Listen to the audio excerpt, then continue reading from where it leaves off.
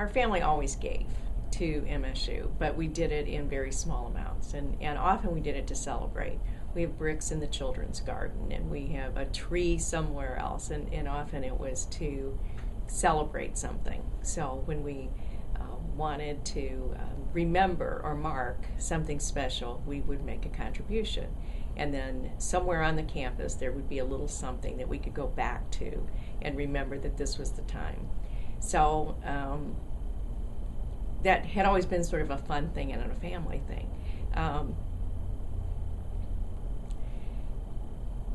When my husband died, we came back to that. He had loved this place. There were people that he met along the way. Particularly, he had a favorite professor in history, Professor Williams. And the encounter with that faculty member, I really think, if he would tell the story, it took him from thinking as a boy to looking at life as a man, and what his responsibilities as a man and as a citizen really were, and what he owed to his community and his country. And so until he died, he had his notes from his undergraduate history courses from Professor Williams, which of course I now still have, because after all those years you can't throw them away. So retaining his spirit and the love that he had for this place became something that was important to our family. So each year now, the scholarship is awarded to a first-year student who may or may not have a clue what it is that they want to do professionally, but know that in this place they can find that. And that's what we try to support, a young person who's well-rounded, who's ambitious, who's enthusiastic. But we don't stipulate, and never did, what he or she needs to be or what they hope to do. It really is coming here to find that. And so each year we get to retell the story and sort of fuel in another young person. We hope they find their Professor Williams. We hope they find their lifelong friends. But we know it's exactly what he would have wanted us to do.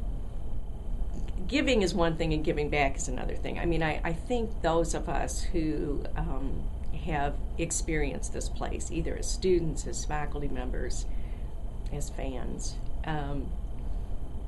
it really is a way to invest in something that lasts longer, in our case, even than people we cared about.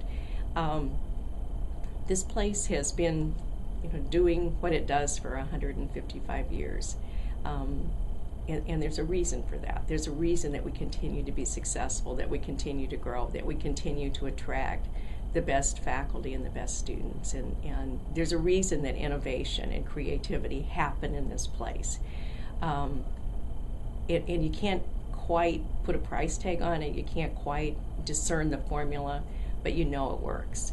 And so being able to contribute to that, even in some small way, I meet the freshmen we support. I don't know who they will become, but it could be someone amazing. And so I'm willing to invest in that. It's not about, can you pay someone else's tuition? That's not the question. It is, can you contribute something to help them? Students will have to work. Students will have to borrow money. Students will have to earn their college education. But all of us need some help, and so it's what small amount you can contribute. So our scholarship doesn't cover the student's tuition. It's a small contribution, but I think students who experience that, who are given a gift, even if it's a small gift, early on get a sense that the day will come when they want to be able to do the same thing. So it really is a way, like everything else we do around here, we're strong into our planting and farming analogies in this land-grant place, and so this is a way of planting a seed for another generation. I kind of think the definition of being a Spartan is giving.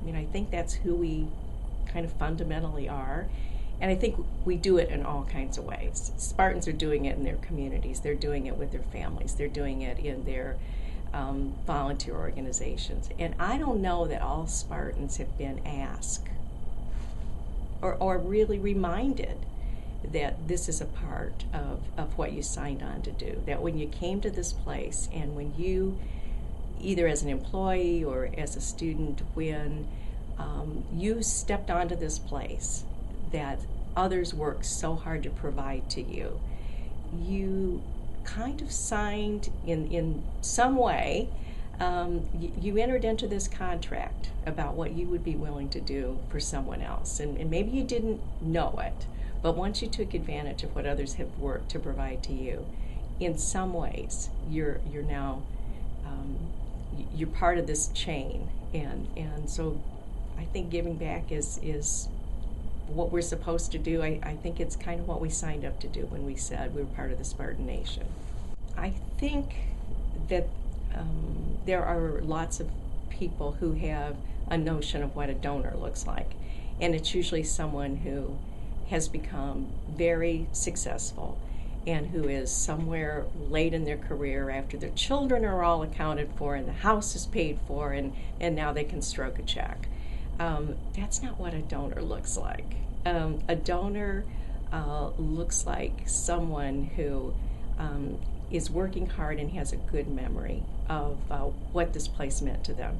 And so they write a small check, not because they're trying to earn anybody's favor or get on a roll, but because they look back and they remember this place and what it meant, and realize that where they are and who they are today is in some small part related to this place. And so it's a thank you, it's an acknowledgement, it's a contribution, it's a promise, it's maybe a little bit of a debt paid. I sometimes hear students say, we paid so much tuition. You know, I paid my tuition. Or parents who say, I'm paying tuition. Yeah, we are. But life really is not a pay-as-you-go kind of proposition. Life isn't just transactional. I mean, there really are things that are worth investing in, things that are worth remembering, things that are worth celebrating, and this place is one of them.